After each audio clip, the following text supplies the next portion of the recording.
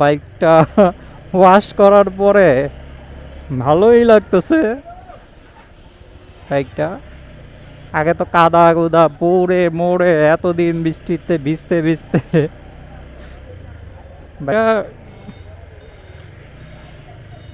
ভালো ভালো করেই ওয়াশ করে দিয়েছে। ওয়াশ করার জন্য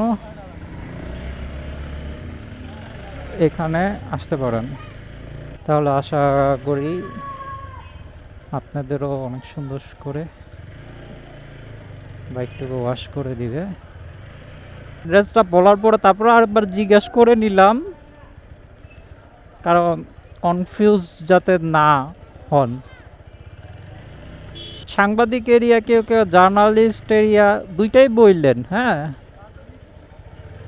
তাইলে হয়তো বা আপনার চিনতে অসুবিধা হবে। লুকটা চেঞ্জ করে ফেললাম, একটা চশমা পরলাম। চশমা আমি পরলাম করা হয় তখন চোখে ধুলবালি পড়ে ভাইজর খোলা থাকলে, এটার জন্য চশমাটা পরলে আর কি ধুলবালিটা আর কি চোখের মধ্যে এসে পড়ে না। চশমা এটা আমি আপনি যখন দূরে দূরে বের হই বাইক নিয়ে, আমি সবসময় দূরে দূরে বাইর হইলে একটা চশমা নিয়ে বাইর হই। আজানটা শেষ করে কথা বলছি, আজান দিচ্ছিল তাই একটু চুপচাপ ছিলাম কিছু সময়ের জন্য। অনেক ধুলবালি বাইরের থেকে এসে চোখের মধ্যে পড়ে, হ্যাঁ, তখন দেখা যায় যে স্পিড থাকা অবস্থায় চোখ খুলে তাকানোটা অনেক কষ্ট হয়ে যায় সামনের দিকটা দেখার। সেই ক্ষেত্রে আপনার চশমায় কিন্তু আপনাকে অনেকখানি চোখটাকে প্রোটেক্ট করতেছে। পড়লে একটু কালো কালো থাকে, তো একটা জিনিস কি আপনার আপনার গ্লাসটা যদি সাদা থাকলে আপনার দেখতে সুবিধা হয়। কালো গ্লাস পরেন তাহলে আপনার পাশে সামনের দিকটা দেখাটা আরও কষ্ট হয়। অন্ধকার এরিয়া যেগুলোতে সামনের দিকটা দেখাটা কষ্ট, সেই জায়গায় যদি কালো গ্লাস পরা থাকে আপনার চোখে, তাহলে আপনার চোখ দিয়ে কোনো কিছুই দেখবেন না। কালো গ্লাসটা হইতেছে ওই সূর্যের আলোটুকু যতটুকু আছে অতটুকুই খালি আপনার চোখ দিয়ে সুন্দরভাবে দেখতে পারবেন। ট্রান্সপারেন্ট ভাইজরটা খুলে, হ্যাঁ, আমি এই যে ব্ল্যাক নাইট ভিশনের ভাইজরটা লাগাইছি। ঢাকা ব্যাংক এইদিকে একটা আছে, আমি যাই বনানীটাতে যাওয়া পরে, কিন্তু এইদিকেও তো দেখি একটা আছে। 10-এ একটু সামনের দিক দিয়ে এই দিক দিয়েটাতে, তাহলে এই দিকটাতেই যাওয়া লাগবে। ওরে এই বিল্ডিংটা পুরো একটু কাকিজের, যাওয়া যাবে। অতিরিক্ত জ্যাম, এত জ্যামের মধ্যে খাড়া থাকতে গেলে বহুত সময় পার হয়ে যাবো। তার দিয়া সুন্দরভাবে শর্টকাট মারা যাইতেছে। এখন এখান দিয়ে মার্কেট, এখান দিয়ে তাইলে বের হওয়া লাগবে। দেখে কি আর করার।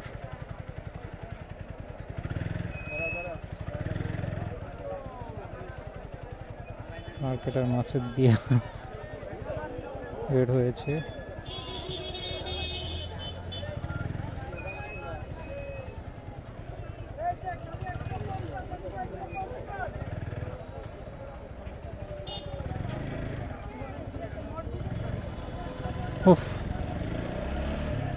এরপর 10-এ জ্যামে খাড়ায় থাকলে আজকে ঘন্টাখানিকের মানে আজকে বহুত সময় পার হয়ে যেত।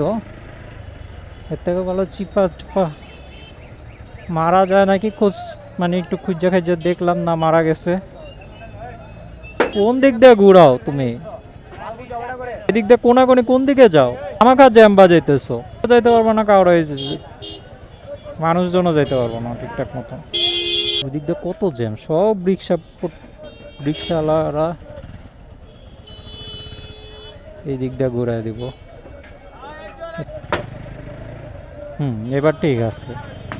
মানে এখানে তো যেভাবে জ্যাম করে রাখছে মনে হইতেছে যে জ্যাম করে রাখছে টেসলারা, মনে হইতেছে তাদের লিখিত দাদার জমিতে সে টেসলা চালাইতেছে। মানে এই ধরনের একটা অবস্থার মতন ফেলছে। আরে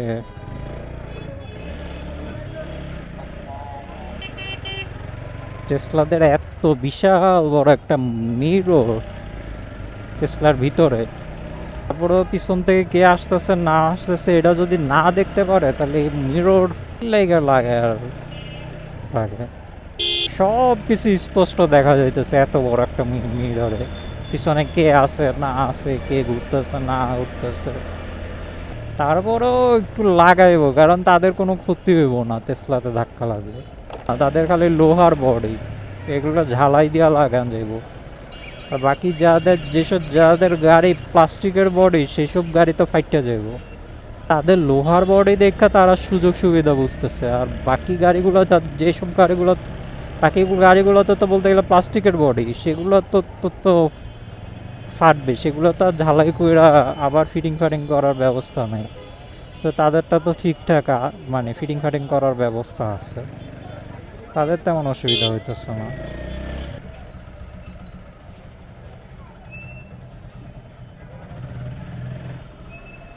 ভ্যানগুলো আর্মিরা তারা দেওয়ার সাথে সাথে গলির মধ্যে এসে ঢুকাইতেছে।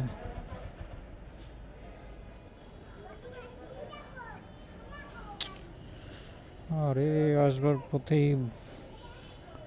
বাইক বন্ধ হইলো, এটা কোনো কথা?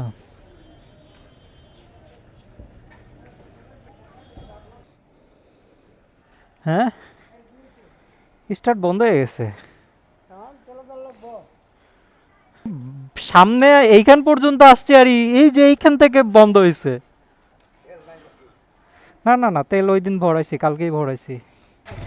এই যে নিচে বৃষ্টি হইতেছে, আর প্রত্যেক দিনই বৃষ্টিতে ভিজে। কাজ করাইতে হবে, ব্যস্ত থাকি, নাহলে একটু কাজ করাইতাম। যেদিন ফ্রি থাকি ওই দিনই যাওয়া লাগবে। এই যে ইয়াগুলা জ্যাম হয়ে গেছে, যার কারণে প্রবলেমটা দিতেছে। ওই গিয়ারের এই সাইডগুলো জ্যাম হয়ে গেছে। হ্যাঁ হ্যাঁ, ওইটাই করতে হবে।